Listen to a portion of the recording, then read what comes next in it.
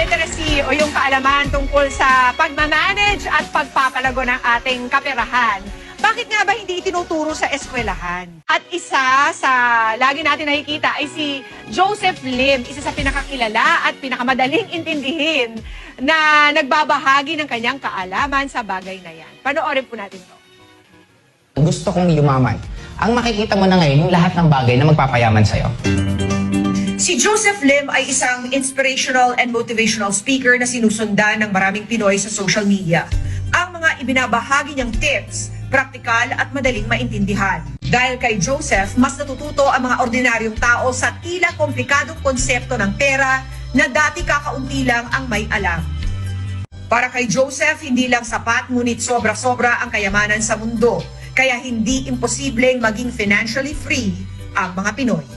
Meron dalawang klaseng income eh. Meron active at meron linear. Ang active, ito yung kumikita tayo dahil sa trabaho natin, sa sariling effort. Ang linear naman, kumikita ka kahit hindi ka na masyadong nag-e-effort. And dapat doon tayo makatawid lahat. Kasi katulad ng mga kapatid natin Filipino na OFW, marami silang kinikitang pera, but sad part is pag uwi nila ng Pilipinas, after a few months, ubos din ulit. Kasi nga nauubos kung saan-saan. Kaya dapat ma-educate tayo na we could still earn even hindi na tayo masyadong nag-e-effort. Ang tubo ng pera, kung ilalagay mo sa bangko, Mas minsan nga wala eh. Minsan wala pa. Kaya technically, parang pag pinatagal mo yung pera mo, mas konti ang mabibili niya pagdating ng panahon. Kaya hindi maganda yung magsisave ka lang ng pera. Ano po kayo ng dagdag na pagkakitaan? Ayun. Kasi right now, ang maganda naman ngayon, because of the social media, internet, marami ng source of income na hindi mo kailangan tumigil sa trabaho mo.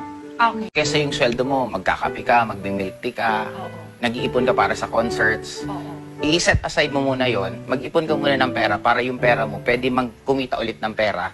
Tapos yung kinikita na yun yung gastusin mo. Kung meron, Madali naman pong balikan lahat the moment na medyo okay ng kinikita mo.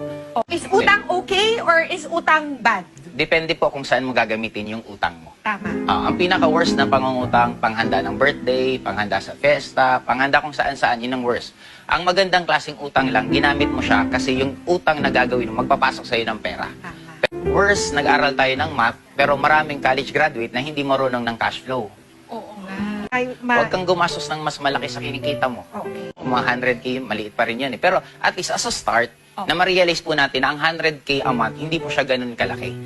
Diamond awardee goes to Taong 2014, nakuha niya ang pinakamataas na pwesto sa kanilang kumpanya, ang pagiging isang Hall of Famer. Mo kailangan mag-antay ng kailan na magsisipag. Pag gusto mong umasenso sa buhay mo, dapat mag-desisyon ka. Tinatamad ka man o hindi, magtrabaho ka.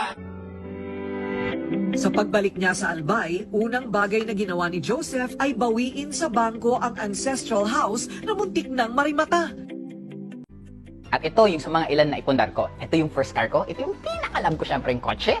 At ito naman ang isa. Pero ang pinakamaganda dyan, yung nasa Manila po, Ma'am Corina. At kung dati papasaherong jeep ang kanyang minamaneho, aba ngayon, 5 na ang kanyang sasakyan kasamang isang sports car na nagkakahalaga lang naman ng 5 milyong piso. At ito naman ang saksi kung gaano ako kasipag kasi ito yung kasama ko palagi sa out of town ko. Pero meron akong isang kwento na napaka-special. Bakit special? Kasi itong coaching to, niregalo ko sa special na tao, walang iba kundi yung papa ko, pati plate number, ginawa kong pangalan niya. Kaliwat kanan din ang kanyang mga residential property sa Bicol at mga condo unit sa Maynila. Kaya naman si Joseph tumutulong na ngayon sa iba para maging multimilyonaryo kagaya niya. Hi guys! Yes! Ako po yung napanood nyo sa Rated Corina. At alam nyo ba na marami akong mga hinahandle at tinutulungan ng mga iba't ibang grupo para sila naman yung maging successful at makatulong din sila sa ibang tao maging successful.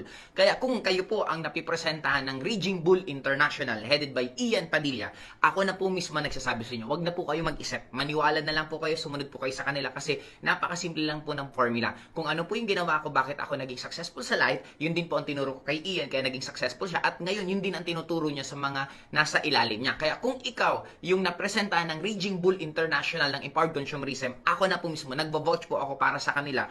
Makinig po kayo, sumali po kayo sa kanila kasi napakaswerte nyo. Bakit? Nasa tamang grupo kayo. Napaka-importante po para maging successful dito sa Empowered Consumerism. Dapat nasa magaling kang grupo. Kaya para sa akin, napakaswerte nyo. Kaya wala na kayong ibang dapat isipin. Kung hindi, sumali na kayo agad sa kanila para masimulan na natin ang pagbabago ng buhay ninyo. the Almighty Guru, Adrian Padilla.